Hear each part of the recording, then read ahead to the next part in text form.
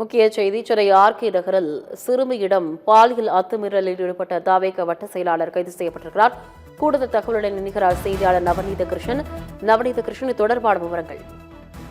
நிச்சயமாக பெண் குழந்தைகளின் பாதுகாப்பை உறுதி செய்வோம் என வாக்குறுதி அளித்த தமிழக வெற்றி கழகத்தின் தலைவர் ஆட்சியை பிடித்து தற்போது அவருக்கு அளித்த வாக்குறுதியை தவிடுபடி ஆக்கும் வகையில் அவரது கட்சியின் வட்ட செயலாளர் ஒருவர் 10 வயது சிறுமிக்கு பாலியல் அத்துமீறல் நடந்த சம்பவம் பெரும் அதிர்ச்சியை ஏற்படுத்தியிருக்கிறது.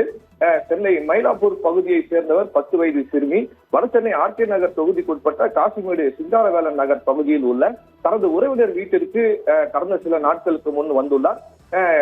இந்த நிலையில் தமிழகத்தில் தேர்தல் வாக்குப்பதிவு நடைபெற்ற தினமான ஏப்ரல் மாதம் 23ஆம் தேதி அந்த சிறுமி அதே பகுதியை சேர்ந்த தினேஷ் என்கின்ற பாம்பு தினேஷ் என்பவர் தனது வீட்டிற்கு விளையாடி கொண்டிருந்த சிறுமியை அழைத்து சென்றுள்ளார்.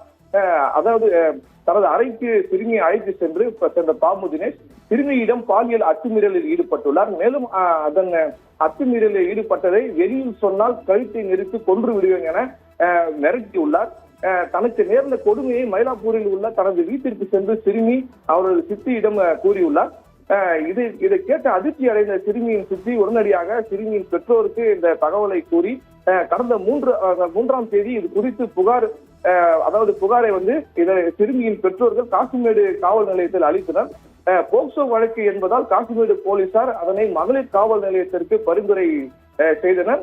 வழக்கு பதிவு செய்து அனைத்து மகளிர் போலீசார் கடந்த 4ஆம் தேதி தினேஷை கைது செய்ய முயன்றனர். ஆனால் தினேஷ் ஆர்கே நகர் தொகுதியில் உள்ள தமிழக வெற்றி கழகத்தின் சார்பில் போட்டியிடும் மரிய வில்சனின் ஆதரவாளர்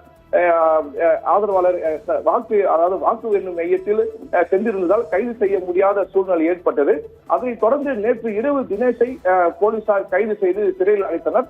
கைது செய்யப்பட்ட தினேஷ் 43வது வட்ட தமிழக வெற்றி கழக செயலாளர் என்பதும் ஆர்கே நகர் சட்டமன்ற உறுப்பினராக தேர்வு செய்யப்பட்டுள்ள மரிய வில்சனையுடன் சேர்ந்து அவருடன் வாக்கு சேகரிக்கும் ஈடுபட்டது என்பதும் குறிப்பிடத்தக்கது.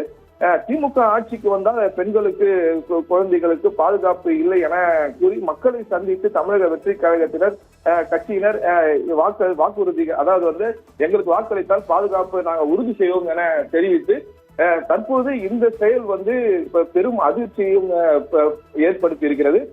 இது போன்ற நிர்வாகிகள் மீது தமிழக வெற்றி கழக தலைவரும் தமிழக முதலமைச்சராக பொறுப்பேற்கக்கூடிய விஜய் அவர்கள் எந்த மாதிரியான நடவடிக்கை எடுக்கப் போகிறார்? அதாவது ஆரம்பத்திலேயே இது போன்ற சம்பவங்களை இதில் தவறுகளில் ஈடுபடுவோர் மீது கடுமையான நடவடிக்கை எடுத்தால் மட்டுமே இனி வரும் காலங்களில் இந்த 5 ஆண்டுகளில் ஒரு நல்ல ஆட்சியை அமைக்க முடியும் என சமூக ஆர்வலர்களும் பொதுமக்களும் தமிழக முதல்வராக பொறுப்பேற்கக்கூடிய விஜய் அவர்களுக்கு ஒரு கோரிக்கையும் வைத்துள்ளனர்.